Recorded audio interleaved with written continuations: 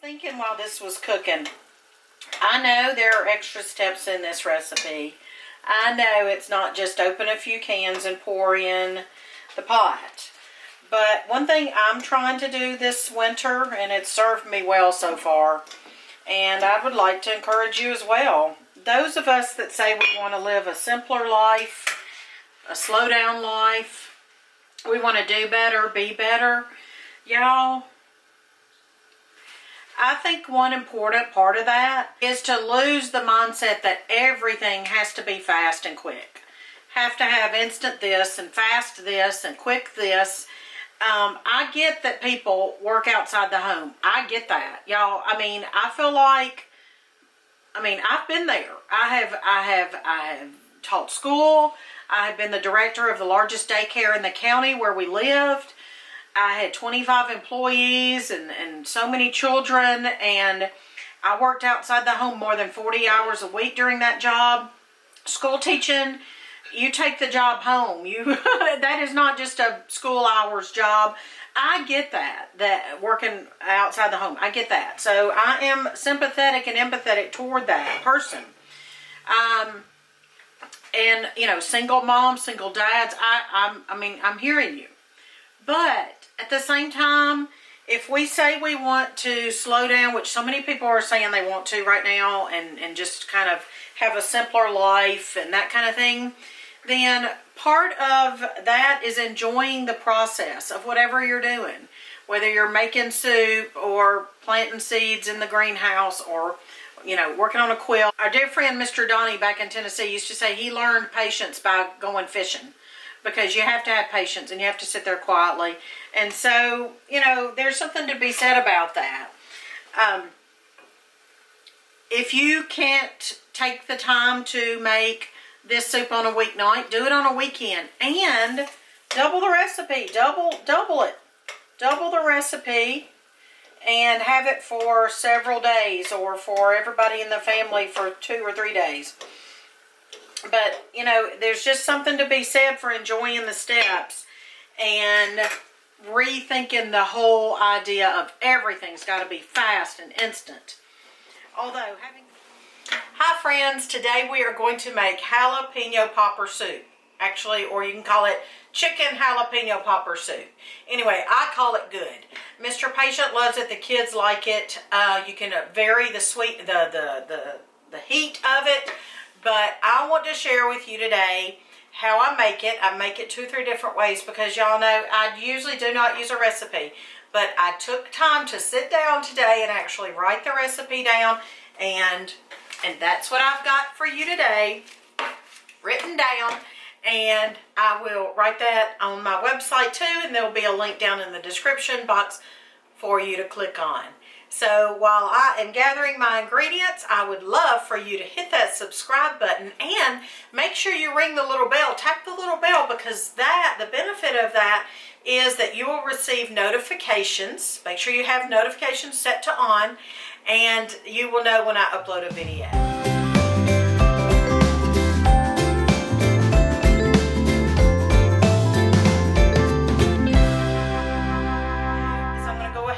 And chop up 1 onion. I'm going to cut up what is the equivalent of 8 to 12 slices of bacon, give or take. Now what I have here is bacon ends and pieces, because you know that is my trick and tip for being frugal, is using the bacon ends and pieces. So I'm going to chop those up as well. I already have 6 jalapenos seeded and chopped. Got homemade chicken broth. We're going to talk about that because I have been actually researching, studying, reading, for your sake and mine, how to make even more nutritious and delicious, healthy chicken broth, tastier too. This does have the chicken fat that has risen to the top because this was in the fridge last night. I'm just leaving that fat in my soup. But if you wanted to consume cups of this, you would just skim that off. We'll talk more about wonderful, good, new and improved chicken broth or stock, chicken stock soon. Alright, I've just turned my cast iron on, and turned the fire on rather, and I'm going to get a wooden spoon here. Actually more of a square edge, allows me to push it around, and I'm going to saute this bacon. No other grease is in there. This has got plenty of fat and it'll render out browned up, and then I'm going to remove it to a plate or bowl and go to my next step. I so love smelling bacon. Frying, oh my, I mean, it smells so good. And especially when you start frying onions in your bacon grease, I mean, is there anything better? So that leads me to wonder, what is y'all's favorite kitchen smell when something's cooking? Aroma. Now, it might be, you know, baked bread. It might be some sort of casserole. I know that Mr. Patient and I love the aroma of pork and sauerkraut coming out of the oven at New Year's Day. It's just a heritage food. I wrote about it on our website. I think it's the very first blog that I wrote on our website.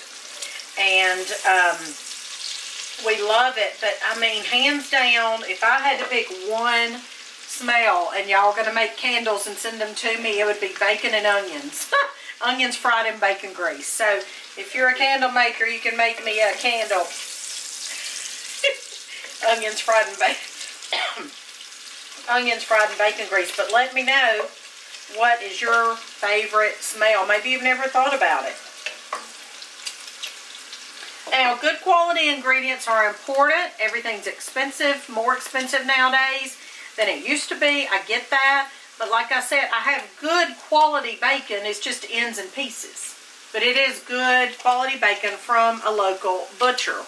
So the flavor is still going to be more premium in my opinion.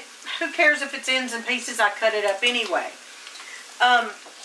The next thing, like I mentioned already, good quality chicken broth. Make your own or get a good quality chicken broth that you like and trust. Then we're going to use cauliflower in this recipe. Now, if you think you don't like it, I wish you would give it a chance.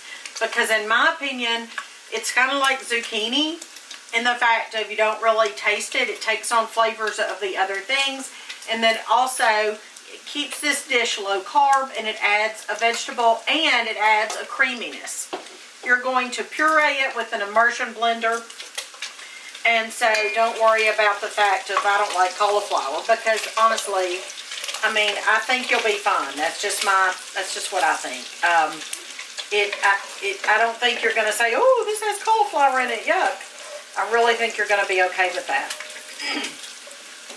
Alright, this is producing quite a bit of grease, which was expected, so I'm going to continue just to render this off, brown these bits. Alright, I think they are pretty brown enough. So what I'm going to do is actually just turn this heat off for now. Love having a gas oven. Gas stove. And I'm just going to take these bits off. Don't those look great? And just bring them over here to this bowl. Set them aside. However you want to do this, but I'm choosing today to not pour the grease off. I'm going to do it this way and just spoon some out. Remember, my fire is off and I don't have any danger of catching anything on fire. The flame is off. And I'm just taking most of this grease out. I'm leaving what amounts to about 2 tablespoons. I'm also going to wipe the edge of my pot here, because I don't want it to get down into my live fire. Alright, the next step is to turn my gas back on, about a medium or so, and I'm going to add a tablespoon of butter. That is just going to have a little more different flavor, and by having my bacon grease in there with my butter, the butter won't burn. But if it was just butter, yes, it would burn. Butter is not a high heat oil that you can cook with very confidently. Doesn't take high heat very well. I think we've all burned butter, so we understand that. All right, so next I'm going to add my jalapenos and my one chopped onion.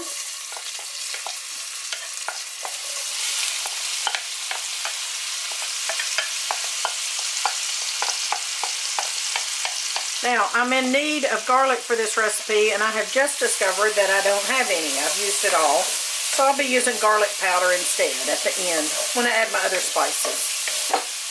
That's okay. We can be versatile and use what we have. Especially now. If you're not accustomed to being versatile in the kitchen, this is the time to learn. Alright, just going to saute these until the onions are pretty much translucent, which means they're kind of more clear. Alright, at this point, it's maybe not completely translucent, but I'm going to take out the majority and I'm going to leave some and tell you why. I'll just leave maybe a third of it. That's your preference, and I'll tell you why I'm doing that. Let me go ahead and I'm going to dump this cauliflower in here. Now, you're going to want, this is a head of cauliflower fresh, just because that's what I had available and it needs to be used. I washed it and cut off some brown parts, and I put that in there. Now, the next thing is putting in 6 cups of chicken broth. And like I said, I'm leaving the chicken fat. If you want to skim your chicken fat, you can. Put that in here. This is going to make this soup so special, this homemade broth. Oh, so good. And I'm going to turn it up on high because I'm wanting to get that broth to pretty much boiling.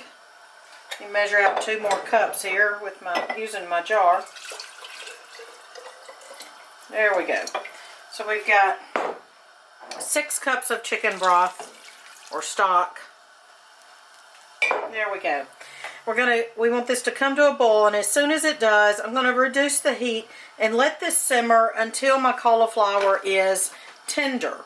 Now, the reason I left a few, I wasn't worried about the jalapenos or the onions, is because the next step after this is tender is to puree this using an immersion blender or a stick blender. And so the peppers and the onions that I left in there, they will be blended up. If you would prefer all of the peppers and onions, which would be a little odd because you do want to have some of the peppers in your soup to be seen.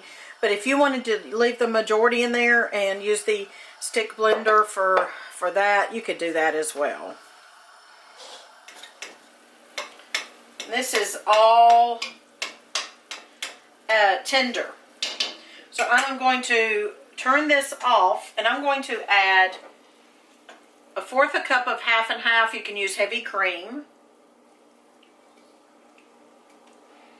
I'm going to add 8 ounces of cream cheese.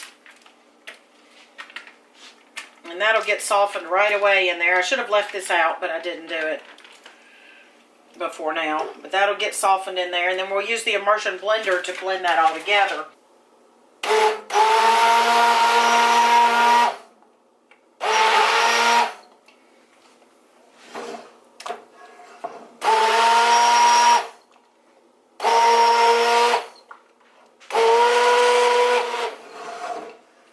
If you want to leave little bits of cauliflower, you can do that as well. Now I'm going to give you a couple of pointers or pieces of advice, I guess. But this is not as thick as you might like it. So you could do one of 2 things. In the recipe, I'm going to put, I'm going to write 1 to 2 heads of cauliflower or 1 to 2 bags of frozen cauliflower. And the reason for that is that the more cauliflower you have, the thicker it's going to be. And I just have the 1 today. Okay. Also, you can add, if you use whipping cream instead of the half and half, that will make it thicker. And you can also use 2 packages of cream cheese, which is 16 ounces. So those things were going to affect the consistency of your soup. I'm going to actually turn it on low now. I want everything to heat through. And then I'm going to add back my bacon and peppers and onions. teaspoon of salt, half a teaspoon of pepper, 2 teaspoons of chili powder,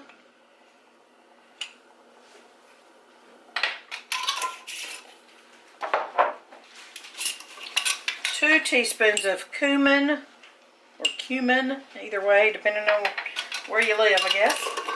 Then I didn't have my garlic, so I'm going to be adding probably, I'm going to add 2 teaspoons of the garlic.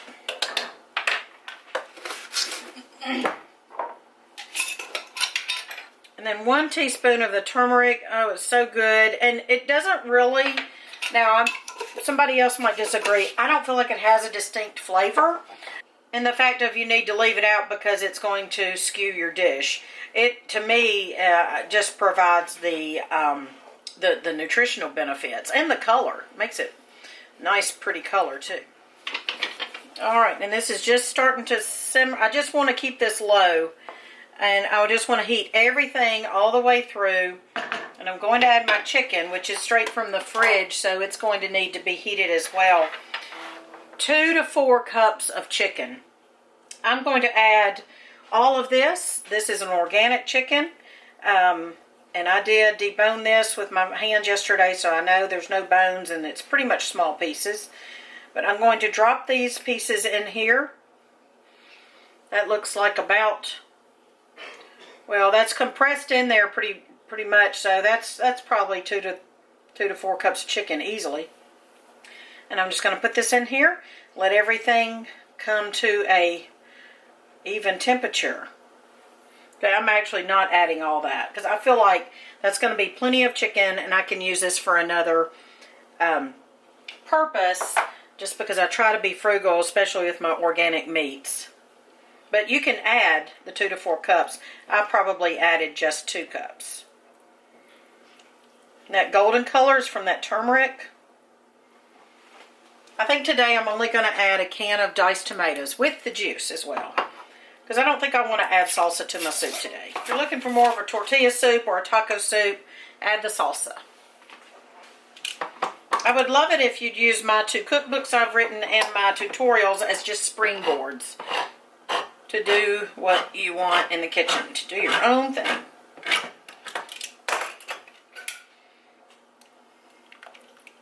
Once this is completely heated, I'm probably going to add 2 handfuls. That's roughly 1.5 to 2 cups of cheese. And then I will serve it with cheese as well. Alright, I turned the soup off so that the kids could finish piano lessons and I could work on editing another video.